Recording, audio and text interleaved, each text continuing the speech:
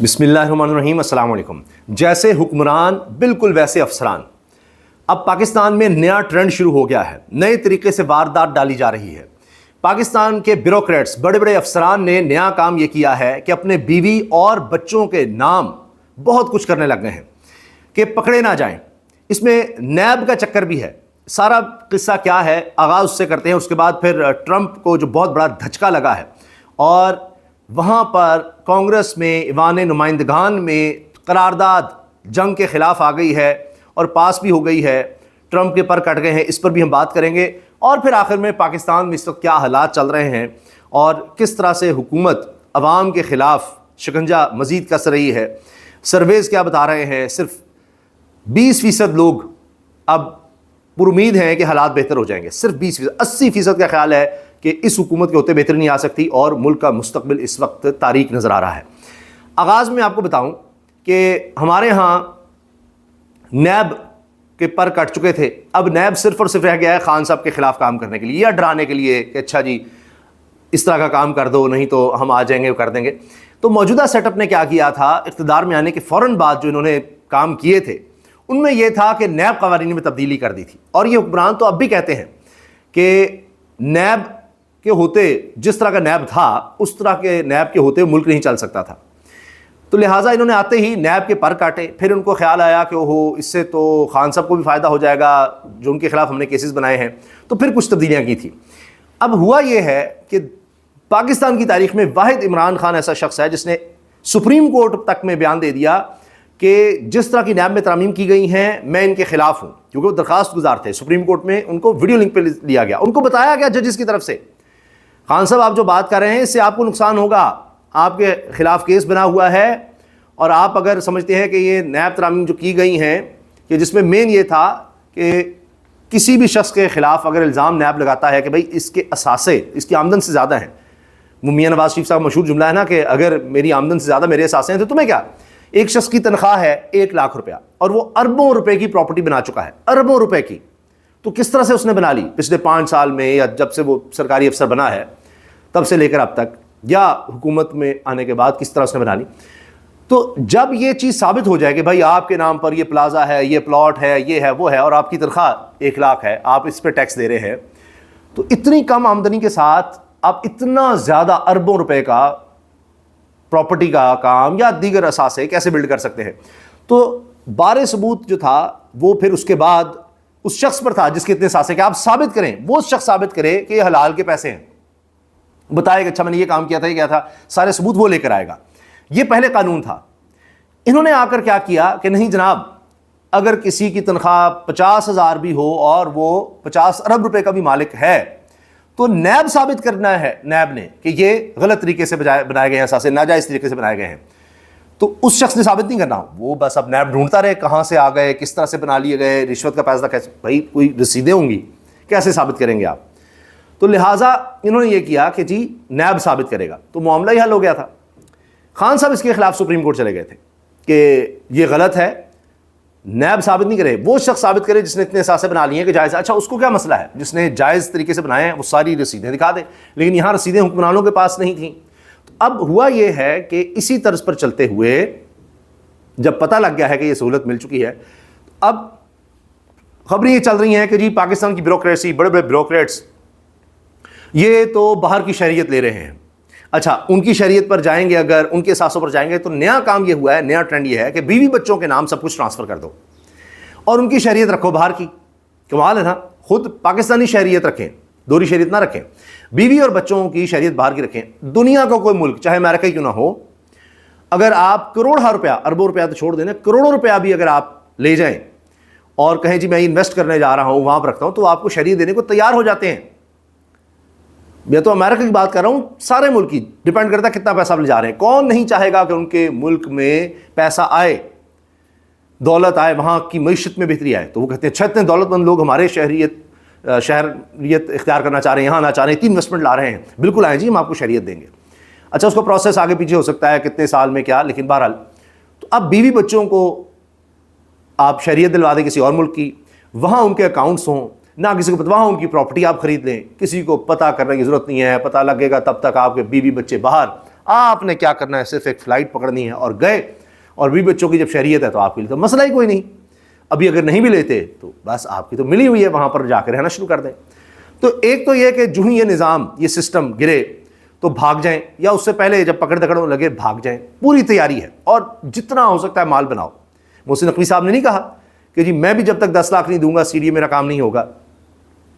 تو جہاں جو بھی ہے وہ اب اس وقت دیکھ رہا ہے کہ حکمرانوں نے یہ کام شروع کیا کہ جی ان کی اولادیں باہر کی شہریت، برطانیہ کی شہریت ہو، آپ کو اسامبلی فیلڈ فلیٹس ہوں جتنے مرضی ہوں، آپ نے صرف یہ کہنا ہے کہ یہ تو میرے تو نہیں ہے، تو بچوں کے ہیں، اور بچوں کے پاس کیسے ہے جی وہ دادا سے آگے تھے، بس ختم کہانی. تو اسی طرح اب کہا ہے کہ جیسے حکمران ویسے افسران. انہوں نے کہا یہ کام ٹھیک ہے، خود یہاں حکمرانی کرو اور بچوں کی شہریت باہر کی ہو، پراپرٹی ساری ان کے نام ہو، کمال ہے.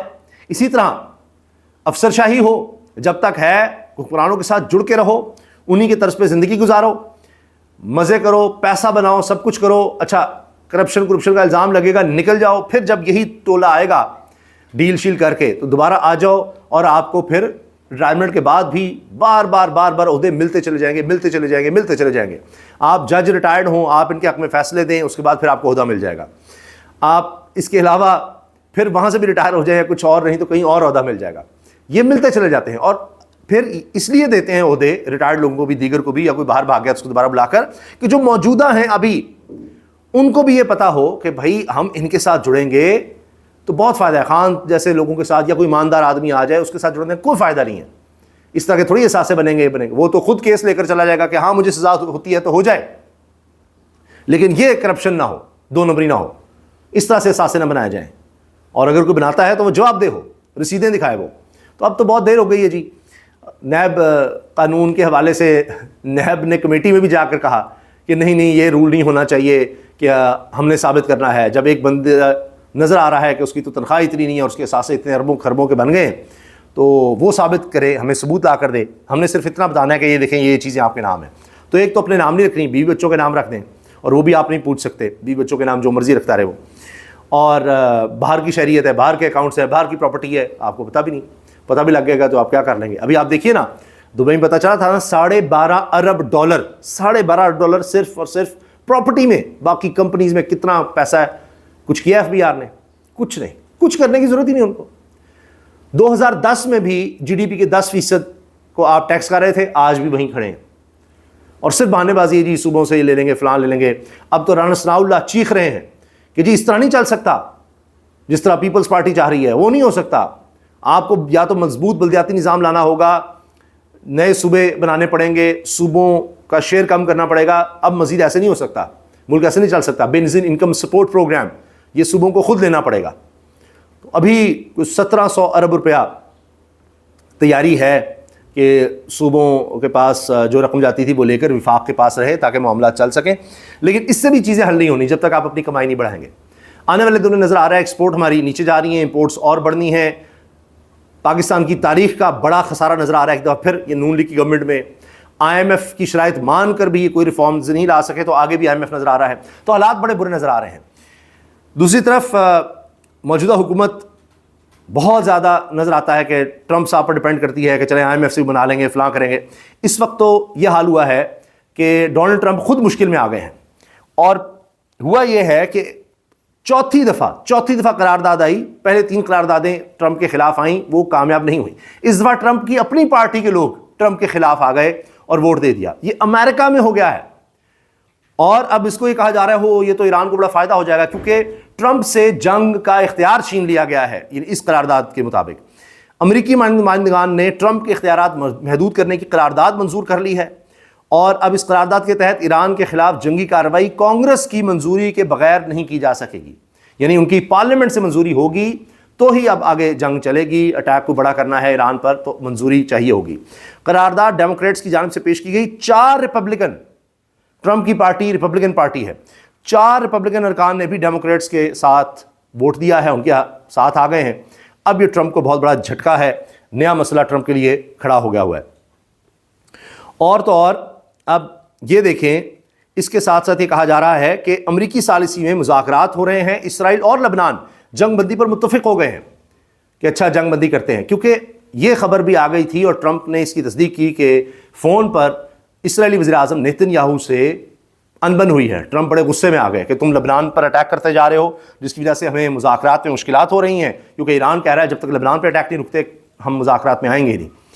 تو اس پر ٹرمپ نے نیتنیاہو کو پاگل بھی قرار دیا، اور جب انٹرویو ہوا کہ جی ایسی بات ہوئی ہے، آپ بڑے غصے میں آ گئے تھے نیتنیاہو سے بات کرتے فون پر، تو ٹرمپ نے کہا ہاں بس مجھے کچھ اس پر جھجھلاہٹ ہوئی اور مجھے اچھا نہیں لگا کہ ہم جس طرح سے کر رہے ہیں اور نیتنیاہو اس طرح نہیں چل رہے.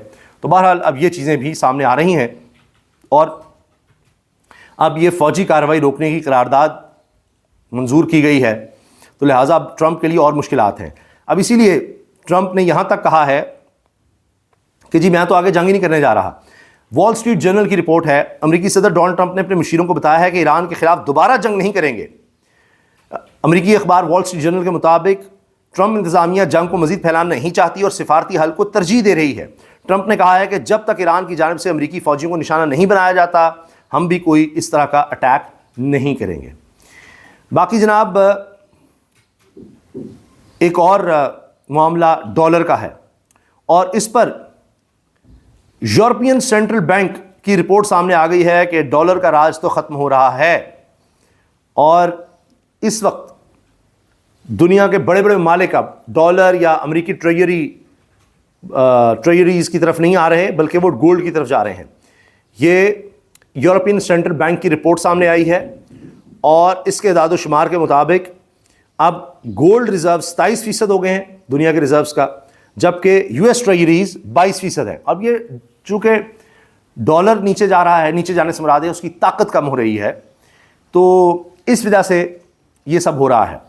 اور اگر فگرز کی بات کی جائے تو پہلے 27% اگر ہم دیکھیں تو یہ تھا جناب معاملہ گولڈ کا اس وقت 2025 کا، اور 22% تک آ گئے تھے یو ایس ٹریجریز. جبکہ اس وقت دنیا کے بارے میں کہا جا رہا ہے کہ 36,000 ٹن گولڈ اس وقت ریزروز میں رکھ لیا گیا ہے سینٹرل بینکس کی طرف سے، اور وہ ڈالر سے نکل رہے ہیں گولڈ کی طرف آ رہے ہیں. اگر 2024 سے موازنہ کیا جائے تو 20% اس میں دیکھا ہے کہ گولڈ کے شیئر میں اضافہ ہوا ہے. 2025 میں 27% پر چلا گیا ہے گولڈ کا شیئر یعنی ریزروز کا، اور یو ایس ٹریجریز فیل فرام 25% 22%، اور 25% 24 سے 22% پر آ گئے ہیں 2025 میں یو ایس ٹریجریز. تو لہٰذا گولڈ اوپر جا رہا ہے، یعنی اوپر سے مراد یہ کہ لوگ گولڈ کی طرف، ممالک جن میں چین اور انڈیا ہے، پولینڈ ہے اور ترکیہ، یہ ممالک آگے آگے ہیں کہ گولڈ میں ریزروز رکھتے چلے جا رہے ہیں کیونکہ اعتبار نہیں ہے. ہوا یہ کہ جب یوکرین جنگ چھڑی تو تب یہ کیا کہ رشیا کے اکاؤنٹس منجمد کر دیے گئے.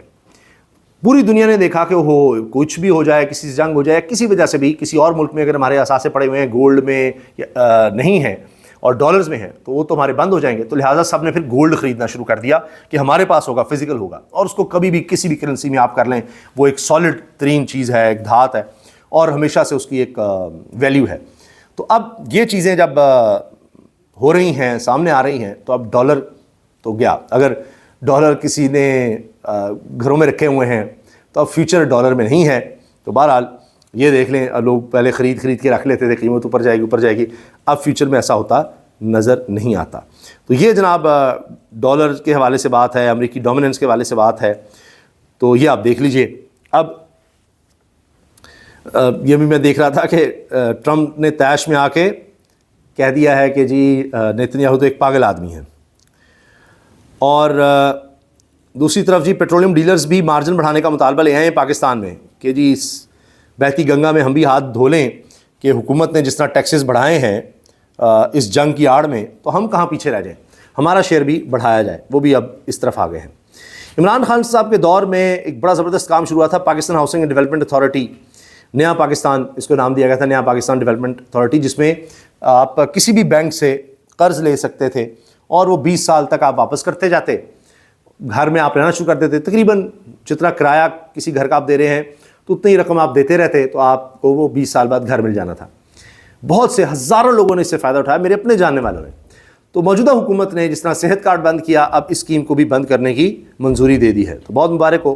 لنگر خانے، پناہ گاہیں یہ بند کی گئی ہیں، تو اب یہ بھی بند کر دیں، بہت اچھا ہے جی. پاکستان کا تجارتی خسارہ تاریخ کی بلند ترین سطح پر پہنچ گیا ہے، تاریخ کی بلند ترین سطح پر، اتنا خسارہ کبھی نہیں ہوا۔ 11 ماہ میں، رواں سال کے 11 ماہ میں تجارتی خسارہ 34 ارب 75 کروڑ ڈالر سے تجاوز کر گیا ہے، یعنی تقریباً 35 ارب ڈالر۔ ایکسپورٹس میں مجموعی طور پر 5.61% کی کمی اور درآمدات میں 5.94% اضافہ ہوا ہے۔ لیں جی، اور بری خبر ہے یہ، ایک تو تجارتی خسارہ بڑھ رہا ہے، پھر ہماری ایکسپورٹس نیچے جا رہی ہیں، امپورٹس ہماری اوپر جا رہی ہیں، آنے والے دنوں میں بھی ہمیں مشکلات نظر آ رہی ہیں۔ پھر اب یہ ہو رہا ہے کہ سولر جنہوں نے لگوا لیا ہے، پہلے تو انڈسٹری والے جو اس وقت سولر پہ شفٹ ہو چکے ہیں، اب ان پر فکس چارجز بڑھانے کا کہہ دیا ہے، مزید آپ ٹیکسز ان سے لے لیں کہ یہ کیوں سولر پہ شفٹ ہو رہے ہیں، ان کی ایسی کی تیسی۔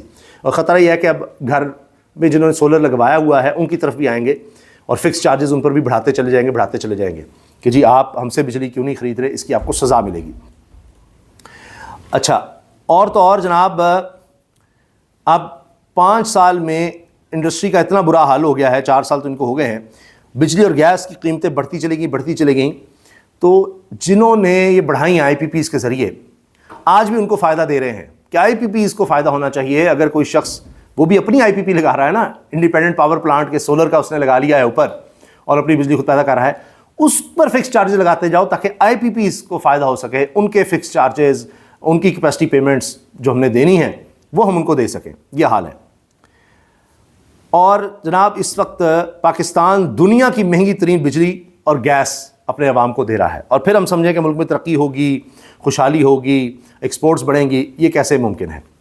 گلگت بلتستان میں تقریر کرنے سے فنڈز میں اضافہ نہیں ہوگا۔ بلاول بھٹو جو تانا ہمیں دے رہے ہیں تو کیا کراچی میں سب ٹھیک چل رہا ہے؟ بے نظیر انکم سپورٹ پروگرام میں پنجاب کی حد تک بے پناہ کرپشن ہے، یہ ڈیٹا ٹھیک نہیں ہے جی، رانا ثناء اللہ کہہ رہے ہیں، تو پھر آپ خود ٹھیک کر لیں اس کو آ کر۔ کس کے انڈر ہے بے نظیر انکم سپورٹ پروگرام؟ یعنی ٹھیک نہیں کر رہا، بس یہ کہہ دیا کہ جی بڑا غلط ہے، فلاں ہے، لیکن ہو رہی ہے کرپشن، ہونے دے۔ اچھا، بلاول نے یہ بھی کہا کہ دیکھیں یہ جو اگر سی پیک زرداری صاحب شروع نہ کرتے، یہ تو ان کا تھا، تو یہ میٹرو ٹرینیں کیسے بنتی؟ بھائی اگر اتنا تھا تو اس کے بعد آپ بھی میٹرو ٹرینیں کراچی میں بنا لیتے۔ بہرحال تو یہ تو ایک پیپلز پارٹی نون لیگ میں جھگڑا چل رہا ہے جی، سی پیک کس نے شروع کیا کیا اور کس طرح کے منصوبے لگائے جو آج ہمارے لیے وبال جان بنے ہوئے ہیں۔ بجائے انڈسٹریلائزیشن ہوتی، پاکستان میں ڈی انڈسٹریلائزیشن ہو گئی ہے، جو کہ میٹروز بنا دیں، مہنگے power plant, Sahiwal coal power plant, فلانا پاور پلانٹ لگا دو۔ اگر ٹرین بھی چلائی ہے وہ بھی ظاہر ہے کہ سبسڈی پر چلے گی، قرض لے کر چل رہی ہے۔ پاور پلانٹس ہیں تو وہ بھی ہمارے لیے اب وبال جان بن گئے، جن کی وجہ سے پوری کی پوری انڈسٹری ہی بیٹھ گئی ہے۔ ٹاپ بزنس مین ملتے ہیں شہباز شریف صاحب سے اور سرکاری طور پر اعلامیہ آتا ہے کہ جی سب بڑے خوش ہیں کہ کمال کارکردگی ہے، لیکن حقیقت یہ ہے کہ لوگ بڑے مایوس تھے تمام بزنس مین پاکستان کے کہ جی یہاں تو تباہی ہو رہی ہے، لیکن جب بھی کوئی سوال ہوتا تھا تو کہتے تھے جی یہ تو سارا آئی ایم ایف کی طرف سے ہے، ہم کیا کریں، وہ آئی ایم ایف پر ڈال دیا گیا ہے۔ اچھا، ابھی پاکستان میں اب یہ حال ہو گیا ہے کہ پہلے بجلی ہم کم استعمال کر رہے ہیں کیونکہ مہنگی ہوتی چلی جا رہی ہے، اور اب ایندھن کا استعمال بھی کم ہو گیا ہے۔ پاکستان میں مہنگے پیٹرول اور ڈیزل نے صارفین کا ایندھن کا استعمال کم کر دیا، بلومبرگ انٹرنیشنل رپورٹ کر رہا ہے۔ تو کون آئے گا انویسٹر؟ کہے گا یہاں تو چیزوں کا استعمال ہی نہیں ہے، یہاں جا کے انویسٹ کریں گے، لوگوں کے پاس قوت خرید ہی نہیں ہے، تو ہماری چیز کون خریدے گا، وہاں جا کے انڈسٹری کیا لگانی۔ گزشتہ سال مئی کے مقابلے میں ایندھن کی فروخت میں تقریباً 25% کمی ریکارڈ کی گئی ہے، بلومبرگ یہ کہہ رہا ہے۔ پیٹرولیم مصنوعات کی قیمتوں میں اضافے کے باعث پاکستان میں ایندھن کی فروخت میں نمایاں کمی ہو گئی ہے۔ یہ جناب اس وقت پاکستان کے حالات ہو چکے ہیں، اور حکمران آپ کو سب اچھا کی رپورٹ دیں گے کہ بہترین چل رہا ہے۔ رانا ثناء اللہ نے بتا دیا ہے جی کہ بلاول بھٹو جن چیزوں کا ذکر کر رہے ہیں تو پھر کراچی کو دیکھ لیں، کیا وہاں سب ٹھیک ہے؟ نظام تبدیل کرنا پڑے گا، کراچی کے لیے الگ بلدیاتی نظام بنانا ہوگا، اگر ایسا نہیں کرتے تو نئے انتظامی یونٹس بنا لیں، اس کے بغیر شہر نہیں چل سکتے، یہ بات طے ہے۔ بے نظیر انکم سپورٹ پروگرام سمیت دیگر سوشل پروگرامز کا بوجھ اب صوبوں کو اٹھانا ہوگا۔ تو یہ مریم نواز صاحب کو بتا دیں کہ فری اینڈ فیئر الیکشنز کروا لیں ذرا پنجاب میں بلدیاتی، کوئی بھی افورڈ نہیں کرتا، انہوں نے صرف دکھاوے کے لیے بلدیاتی الیکشنز کروا دینے ہیں اور کہیں گے یہی مضبوط ہو گیا کام، صوبے بنانے کی ضرورت نہیں ہے، لیکن اب سب کچھ ہوگا، پیپلز پارٹی سب مانے گی، بلکہ مان چکی ہے۔ کراچی کے سرکاری اسپتالوں میں یومیہ آوارہ کتوں کے حملوں کے 150 سے زیادہ کیسز آ رہے ہیں۔ کراچی میں آوارہ کتوں کے کاٹنے کے صرف سرکاری اسپتالوں میں، پرائیویٹ کا ڈیٹا نہیں ہے، 150 حملے روزانہ رپورٹ ہو رہے ہیں آوارہ کتوں کی طرف سے لوگوں پر. اور تو اور جناب اب جب تقریریں الٹی پڑھنے لگ جائیں، پہلے نواز شریف صاحب نے جو تقریر کی وہ الٹی پڑی، جا کر گلے شکوے کرنے لگ گئے کہ میرے لیے نکلے کیوں نہیں، میں جیل میں گیا، سارا قصور آپ لوگوں کا ہے. یہ عوام کا ہی قصور ہے جی، کہ جو آپ کو ووٹ دیتے رہے ماضی میں، یہ انہی کا قصور ہے کہ آپ باہر چلے جاتے تھے ڈیل کر کے، یہ بھی عوام کا قصور ہے. تو اسی طرح بلاول صاحب نے بڑا ایک جملہ کہہ دیا کہ دیکھیں وہ زرداری تھا جس نے مہمانوں کو یہاں سے نکال دیا، یعنی فوجی اڈے خالی کروائے تھے. لیکن حقیقت یہ ہے کہ وکی لیکس کے مطابق اگست 2008 میں پیپلز پارٹی کے رہنماؤں نے امریکی حکام سے ملاقاتوں میں کہا تھا کہ آپ ڈرون حملے کرتے رہیں اور ہم بس اس کی مذمت کرتے رہیں گے. ٹھیک ہے، قومی اسمبلی میں تقریریں ہوں گی، یہ ہوگا لیکن آپ ڈرون حملے نہ روکیے گا، آپ کرتے رہیے گا. یہ اصل حقیقت ہے جو وکی لیکس میں آئی تھی، اور جس کو یہ ڈینائی بھی نہیں کر سکے کہ سارے پکڑے گئے تھے. یہ ان کے حالات ہیں. تو جناب آخر میں ایک اور چیز میں عرض کر دوں کہ اب یہ حالات ہو گئے ہیں کہ جو لوگ تحریک انصاف کو چھوڑ کر گئے تھے، جنہوں نے قرآن پاک پر حلف لیا تھا کہ جی عمران خان کا ساتھ نہیں چھوڑیں گے، اب وہ کہہ رہے ہیں میں معافی مانگتا ہوں. یہ ہیں عثمان علی، اور انہوں نے اب معافی مانگی ہے اور یہ کہتے ہیں کہ جی میں معافی مانگتا ہوں کہ میں نے قرآن پاک پر حلف دیا اور اس کے بعد پھر میں نے تحریک انصاف چھوڑ کر نون لیگ جوائن کر لی، عوام سے بھی معافی مانگتا ہوں.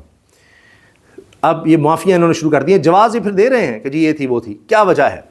اب اسٹیبلشمنٹ کی طرف سے یا سسٹم کی طرف سے اجازت مل رہی ہے کہ اچھا آپ اس طرح کی معافیاں مانگ لیں، یا عوام کا اب ڈر ہے کہ جی عوام کا رد عمل کسی وقت بھی آ سکتا ہے، ہم عوام میں جائیں تو صحیح تو کہیں گے ہم نے تو آپ سے معافی مانگ لی تھی کہ ہم نے قرآن مجید پر ہاتھ رکھ کر جھوٹ بولا، حلف دیا تھا، پھر بعد میں ہم مکر گئے تو اسی پارٹی میں چلے گئے. لیکن ایک سوال یہ بھی ہے کہ جو شخص قرآن پر ہاتھ رکھ کے اس طرح سے بات کر دے تو ان کی باتوں کا کیا اعتبار کیا جائے. لیکن ظاہر ہے کہ اب یہ ایک معافیوں کا ایک دور سا لگ رہا ہے کہ شاید آنے والے دنوں میں شروع ہو جائے. اللہ حافظ.